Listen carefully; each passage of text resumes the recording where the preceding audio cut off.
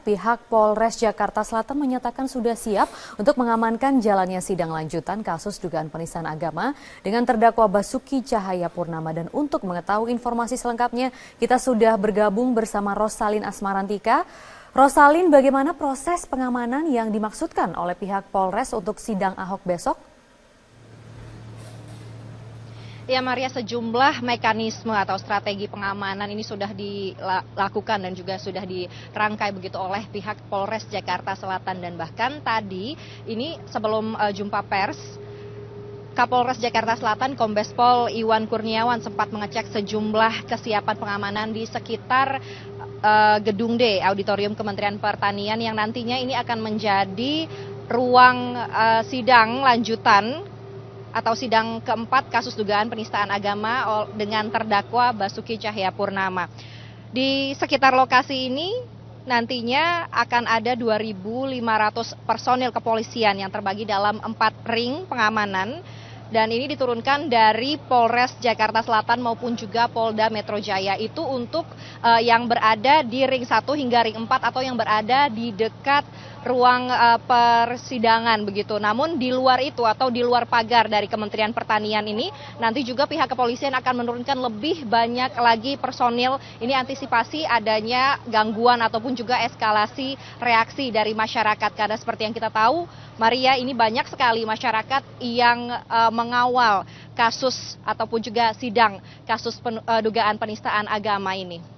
Dan untuk lebih jelasnya lagi bagaimana mekanisme penanganan ataupun juga mekanisme pengamanan yang akan dilaksanakan pada esok hari ini, berikut adalah pernyataan dari Kapolres Jakarta Selatan Kombes Pol Iwan Kurniawan.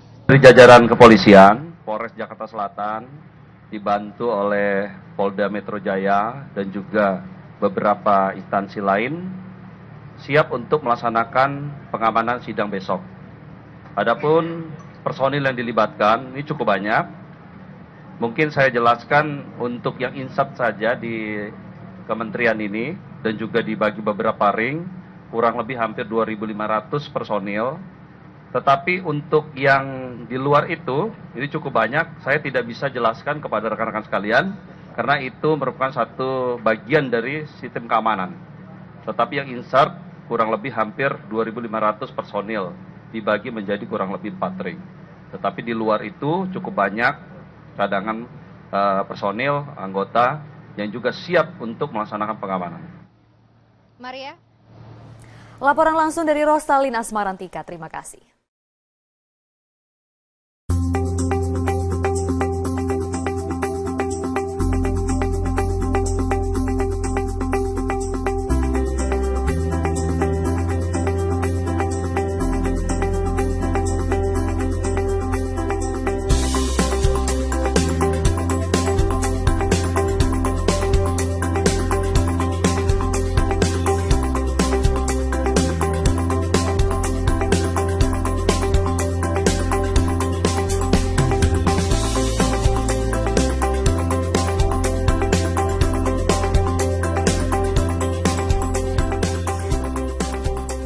Kalau dulu belum punya infant warmer, belum punya alat bantu napas, tapi sekarang kita udah siapin untuk menolong pasien-pasien yang bisa ditangani di sini.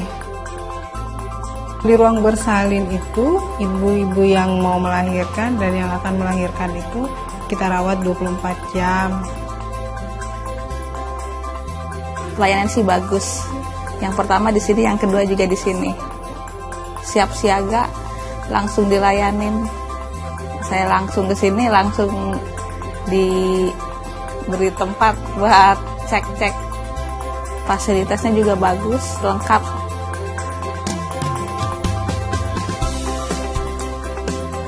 Jadi mungkin selama ini image masyarakat itu bahwa puskesmas itu kan cuma hanya memberikan perawatan yang ala kadarnya. Berbeda dengan zaman sekarang. Kalau zaman sekarang itu kan lebih ke perawatan sudah mulai canggih-canggih, udah gitu lebih sterilisasinya juga lebih terjamin karena sekarang semua alat steril juga udah cukup banyak gitu ya. Sehingga gitu pasien nggak usah merasa ragu gitu, takut kalau berobat di puskesmas itu nggak terjamin kebersihannya gitu. Kalau zaman dulu mungkin image-nya kan seperti itu, kalau sekarang enggak.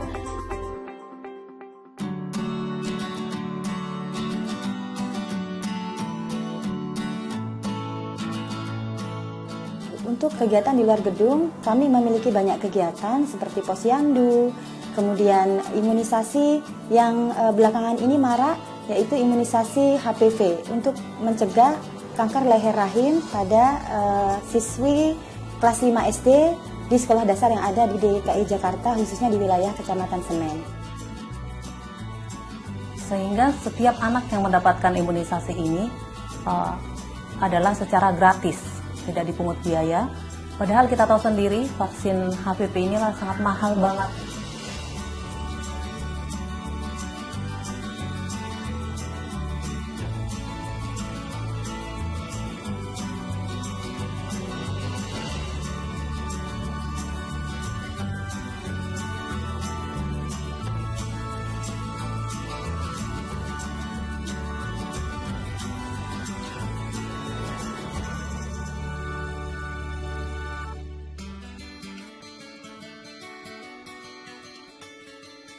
Sangat puas saya berada di Puskesmas Kramat 7 ini. Tidak ada hal yang tidak memuaskan. Tetap memberikan yang terbaik untuk masyarakatnya.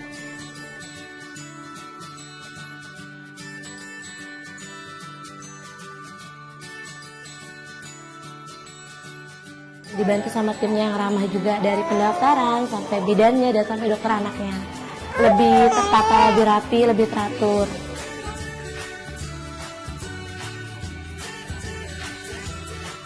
Bersih, terus anaknya juga senang bermain di sini. Jadi kita orang tua juga datang sini duduk, anaknya juga bermain, jadi kita tidak terlalu repot, gitu bagus. Wah, murah sekali, relatif murah. Tidak mengoyang kantong, pelayanannya bagus, 2.000 perak aja.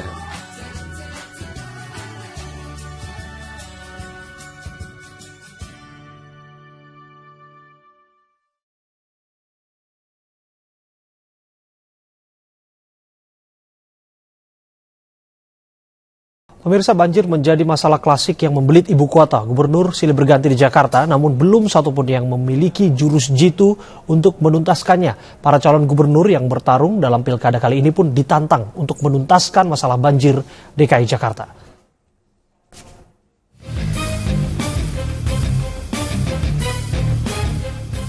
Penanganan banjir ibu kota masih menjadi pekerjaan rumah yang harus diselesaikan oleh pemimpin DKI Jakarta ke depan. Salah satunya penataan wilayah dan warga di bantaran Kali Ciliwung, seperti di daerah Bukit Duri, Jakarta Selatan. Cagup nomor urut 1, Agus Harimurti, pernah belusukan ke daerah Bukit Duri medio Oktober lalu. Meski begitu, tidak ada pernyataan tegas soal kelanjutan nasib warga Bukit Duri. Tentu kita tidak ingin mengorbankan kebutuhan agar sungai ini semakin baik. Sementara itu, solusi konkret diungkapkan Cagup Paslon nomor urut 3 Anies Baswedan saat mengunjungi warga Bukit Duri saat belusukan pertengahan November lalu. Anies bahkan menerima aspirasi terkait nasib warga di bantaran kali. Memang harus ada relokasi.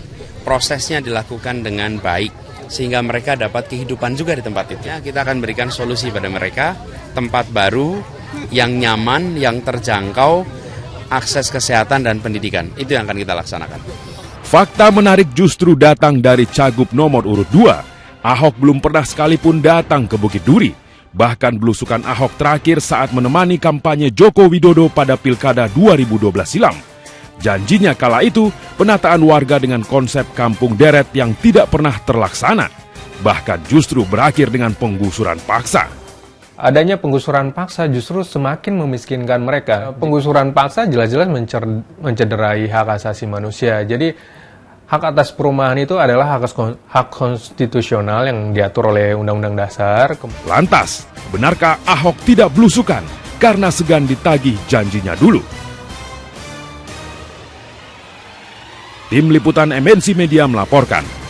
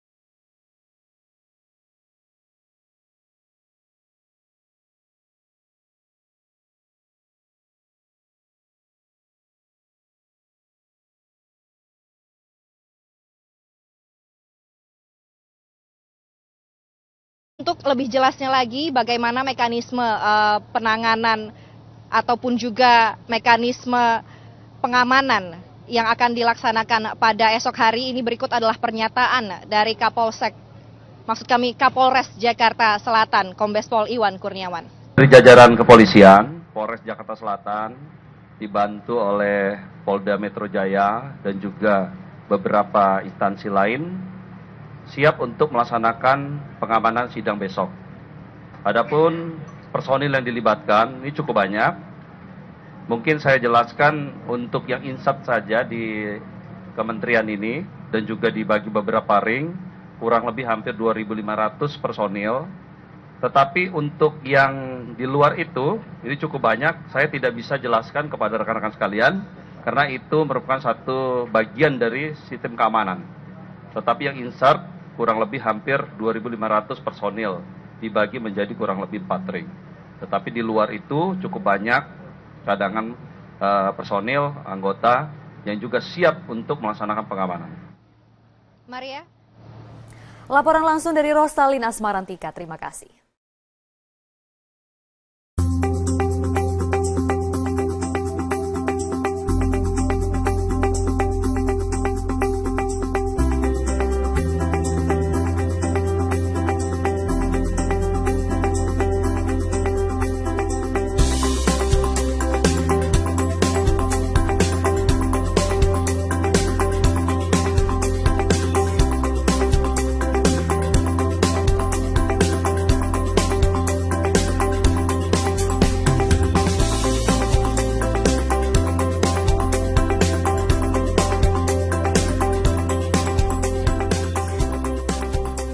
Kalau dulu belum punya infant warmer, belum punya alat bantu napas, tapi sekarang kita udah siapin untuk menolong pasien-pasien yang bisa ditangani di sini. Di ruang bersalin itu, ibu-ibu yang mau melahirkan dan yang akan melahirkan itu kita rawat 24 jam. Pelayanan sih bagus. Yang pertama di sini, yang kedua juga di sini. Siap siaga, langsung dilayanin.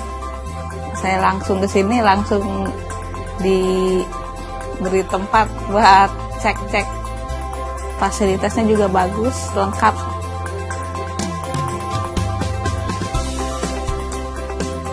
Jadi mungkin selama ini image masyarakat itu bahwa puskesmas itu kan cuma hanya memberikan perawatan yang ala kadarnya.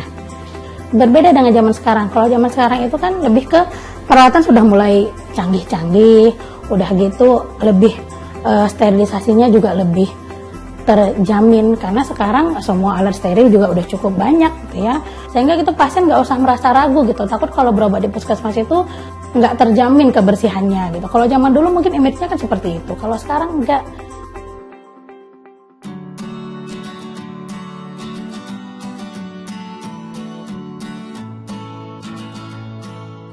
Untuk kegiatan di luar gedung, kami memiliki banyak kegiatan seperti posyandu, kemudian imunisasi yang belakangan ini marak, yaitu imunisasi HPV untuk mencegah kanker leher rahim pada siswi kelas 5 SD di sekolah dasar yang ada di DKI Jakarta.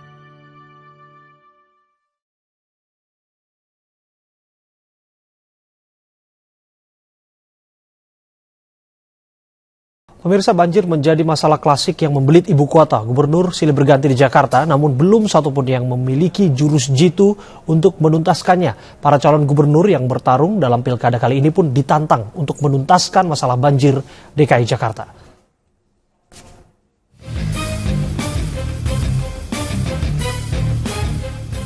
Penanganan banjir ibu kota masih menjadi pekerjaan rumah yang harus diselesaikan oleh pemimpin DKI Jakarta ke depan. Salah satunya penataan wilayah dan warga di bantaran Kali Ciliwung, seperti di daerah Bukit Duri, Jakarta Selatan. Cagup nomor urut 1, Agus Harimurti pernah belusukan ke daerah Bukit Duri medio Oktober lalu. Meski begitu, tidak ada pernyataan tegas soal kelanjutan nasib warga Bukit Duri. Tentu kita tidak ingin mengorbankan kebutuhan agar sungai ini semakin baik. Sementara itu, solusi konkret diungkapkan Cagup Paslon nomor urut 3 Anies Baswedan saat mengunjungi warga Bukit Duri saat belusukan pertengahan November lalu. Anies bahkan menerima aspirasi terkait nasib warga di bantaran kali. Memang harus ada relokasi. Prosesnya dilakukan dengan baik sehingga mereka dapat kehidupan juga di tempat itu. Kita akan berikan solusi pada mereka, tempat baru yang nyaman, yang terjangkau, akses kesehatan dan pendidikan. Itu yang akan kita laksanakan. Fakta menarik justru datang dari Cagup nomor urut 2. Ahok belum pernah sekalipun datang ke Bukit Duri. Bahkan belusukan Ahok terakhir saat menemani kampanye Joko Widodo pada Pilkada 2012 silam. Janjinya kala itu penataan warga dengan konsep kampung deret yang tidak pernah terlaksana. Bahkan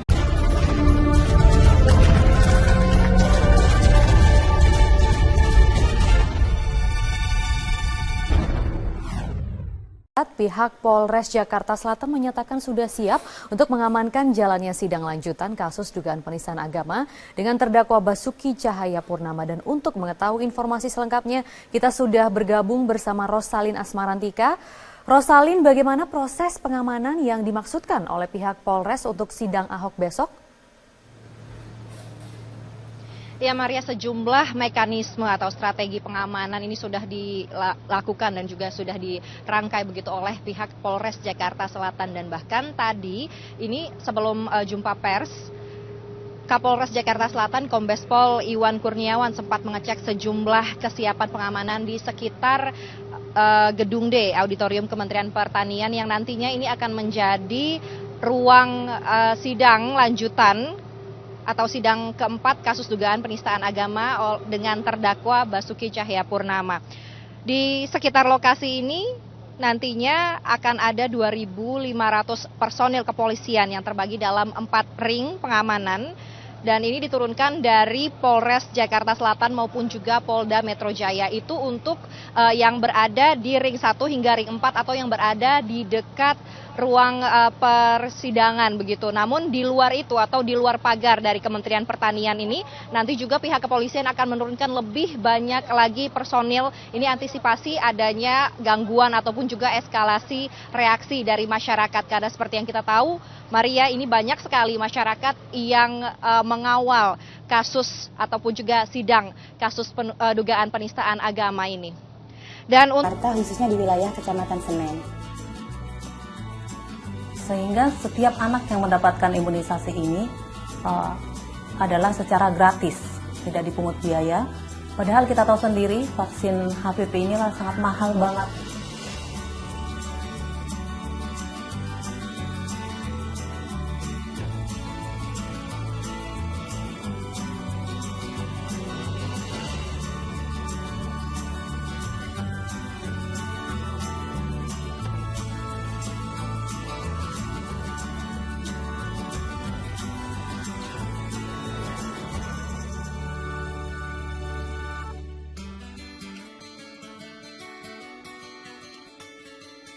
Sangat puas saya berada di Puskesmas Kramat 7 ini.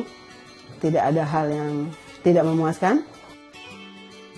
Tetap memberikan yang terbaik untuk masyarakatnya.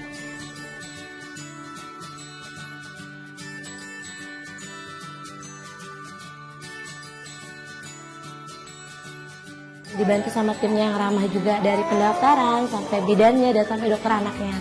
Lebih tertata, lebih rapi, lebih teratur.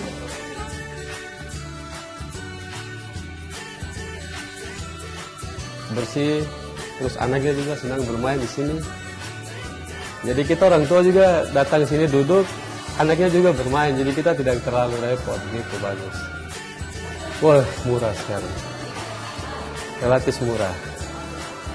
Tidak mengoyang kantong, pelayanannya bagus, 2.000 perak aja.